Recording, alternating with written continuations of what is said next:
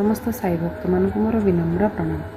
आज भिडियो आम देखा जे उरस पर्व पालन होगा पूर्वर किपरि भाव बाबांकर जड़े अनन्य भक्त गोपाल मन भितर मस्जिद्र मरामती अबा संस्कार कार्यक्रम करने उपाय आसला से विषय जाना एवं यही मस्जिद को मरामती करने समय कौन कौन असुविधा देखा देइथिला एवं बाबांक आशीर्वाद से सब असुविधा किपरि भाव दूरे जाई मस्जिद्र पुनः संस्कार बा मरामती करा जाइथिला से विषय जानिबा एवं नेक्स्ट वीडियो रे आमे सप्तम परिच्छेदर प्रारंभिक अंश पाठ करिबा। तेबे नेक्स्ट वीडियो देखिबा पई आपण ए वीडियो को लाइक करंतु एवं एही चैनल को सब्सक्राइब करंतु। आसंतु आजिर वीडियो को आगो को नबा। गोपाल गुनको मन रे आ गोटे बड़ भावना आसिला। से उरस मेला आरंभ करिबा समय रे मस्जिद को मध्य सजाड़िबा को मनस्थ कले। सुतरां उक्त संस्कार कार्य करने को से किछि पत्थर अणाई जमाइले और से सब संचाई लगिले किंतु कार्य तांको उपरे न्यस्तन होई नथिला। ए कार्य नाना साहेब चंद्रकर निमंते एवं पार्श्वपथ और चट्टाण कार्य काका साहेब दीक्षित निमंते धार्य करा जायथिला। प्रथमे से माने एही काम करंतु बोली बाबा राजी हेउ नथिले किंतु परे बाबांकर जने स्थानीय भक्त महालक्ष्पति महाशयଙ୍କ मध्यस्थतारे तांको अनुमति हासिल करागला। जेतबेले पार्श्वपर्थ और चट्टाण कार्य संपूर्ण हला दिने राति मस्जिद भितर बाबा आसन निमंते गोटे छोट गद्दी पारिले एवं पूर्वर व्यवहृत होता अखा कोना को परित्याग कले।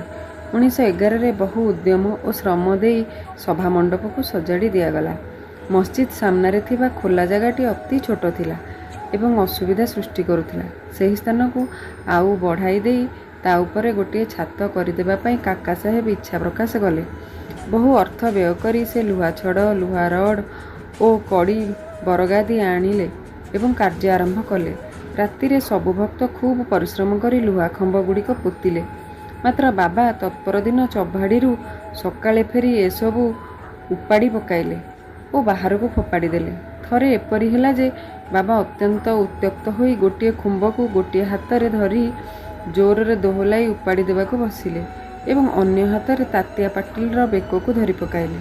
तातियांक फेटाटी छड़ाई नहीं से दियासिली मारी ताकू गोटे खात भितर को पकाई देले। सेतबेले बाबांक आखि दुईटी ज्वलंत अग्निपिंड भली देखा जाउथिला। तांको चाहिबाकू भी केही साहस कले नहीं। समस्ते अत्यंत आतंकित होई पड़िले। बाबा तांको पकेटरू गोटे टंका बाहर करी सेठारे पकाई देले सते जेपरि एक शुभ कार्य से दान करुछंती। तातिया मध्य खूब भय पाई जाइथिले। तातियांकर कौन हेबो ताहा केही जानि पारु नथिले एवं केही बाधा देबाकू साहस कले नहीं। भागजी सिंधे बोली जणे कुष्ठरोगी भक्त साहस संचय करी टिके आगैले मात्र बाबा तांको ठेली देले। माधवराव मध्य सेही भली अवस्थार सम्मुखीन हेले। तांको आड़कू इटा खंडमान फिंगागला। जो माने एथिरे बाधा देबाकू गले सेमानकू मध्य सेही भली दशा भोग करिबाकू हेला। किछि समय उतार बाबांक क्रोध शांत हैला। से जणे दोकानी को डकाई तांकोठारु गोटे जरी काम होइतिबा फेटा मगाई निजे तातियांक मुंडरे बांधिले सते जेपरि तांको एक प्रकार स्वतंत्र सम्मान दियागला। बाबांकर एही भली अद्भुत आचरण रे समस्ते विस्मयभूत होई गले।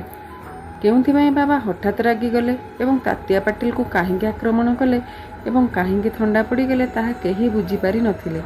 बेले बेले बाबा शांत और धीर थिले एवं खुशी रे स्नेहपूर्ण कथबार्ता करुथिले। मात्र किछि क्षण पर हठात कारण थाउ बा नथाउ खूब रागी जाउथिले। एभले अनेक घटना वर्णना करा जाई पारे किंतु केउंटी को रखी केउंटी को बाद देबी ताहा मु जानि पारु नाही। एठारे मु माने हिम्मत पंथक विषय रे कहा जायछि।